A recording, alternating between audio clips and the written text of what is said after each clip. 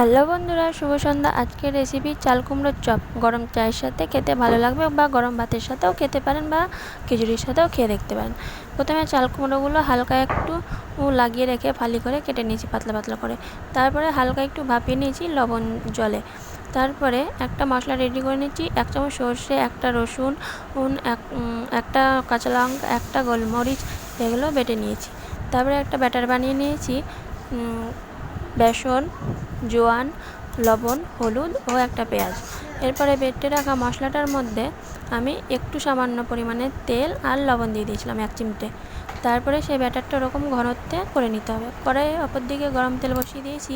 ব্যাটারটার মধ্যে 2 চামচ মতো গরম তেল দিয়ে আমি আবারও ব্যাটারটা ভালো করে একটু গুলে নেব। তারপরে একে একে চাল কুমড়োগুলো ব্যাটারের মধ্যে চুবিয়ে তেলে এপিট ওপিট হালকা করে ভেজে তুলে নেব। আমি ডবল ফ্রাই করব, যাতে চপটা মুচমুচে হয় খেতে। এরপরে হালকা যখন তেলটা গরম হয়ে থাকবে, তখন চপগুলো আবারও ছেড়ে দেবো একে একে। হালকা এপিট ওপিট লাল লাল করে ভেজে তুলে নিলে রেডি হয়ে যায় আমাদের চাল কুমড়োর চপ। যদি আপনাদের কাছে আমার এই চাল কুমড়োর চপের রেসিপিটি ভালো লাগে, তাহলে প্লিজ কমেন্টের মধ্যে জানাবেন।